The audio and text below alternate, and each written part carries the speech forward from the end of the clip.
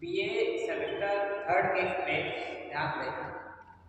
रामनिवास महाविद्यालय क्षेत्र फरक्काबाद जो कि संबंधित है छत्रपति महाराज विश्वविद्यालय से।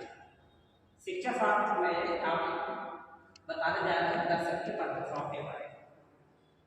दर्शन की परिभाषाएं क्या है इसे आप समझने की कोशिश कीजिए।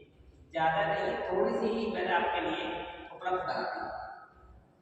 कांट का कहना क्या है? कांट दर्शन बोध क्रिया का विज्ञान है। कांट कहते हैं कि दर्शन जो है बोध, अगर आपको बोध हो जाए तो ऐसी क्रिया हो तो आपको वो विज्ञान के साथ में और उसकी कहते हैं साथ में विज्ञान और उसकी फिर आलोचना, ये पूरा का पूरा मिलाकर के वो दर्शन तैयार हो जाता है।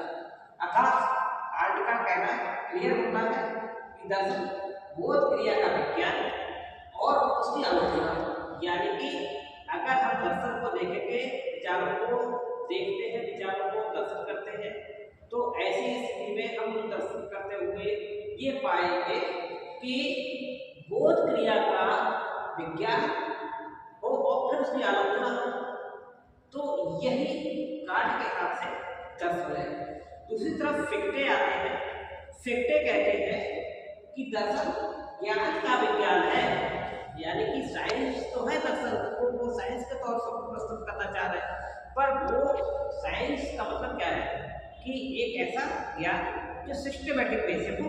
तो उनका फिक्टे का कहना ये भी है कि ज्ञान प्राप्त करने जब चलो तो ज्ञान प्राप्त करने के लिए हमको सिस्टमेटिक वे की जरूरत पड़ेगी। तो फिक्टे के अनुसार ज्ञान जो है वो दर्शन जो है वो दर्शन को बता रहे हैं कि दर्शन ज्ञान का विज्ञान हो गया। तीसरी चीज यहाँ पर प्लेटो आते हैं। प्लेटो कहते हैं पदार्थों के सनातन स्वरूप का ज्ञान, जो सनातन धर्म के बारे में भी आपने अच्छा सुना होगा।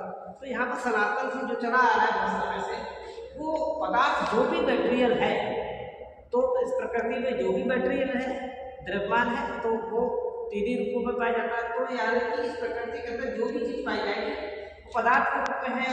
तो पदार्थ सनातन स्वरूप जो कंटिन्यूअस एक तरीके से पुराने समय से चला आ रहा है, वो पूरा का पूरा क्या है, उसका स्वरूप को अगर हम देखें और उस पूरे स्वरूप का ज्ञान प्राप्त कर रहे हैं, क्या कर रहे हैं, तो अगर हम एक ऐसे देखने की विधि से जो हमारे विचारों से है उसकी सहायता से अगर हमें पदार्थों के सनातन स्वरूप का ज्ञान प्राप्त करना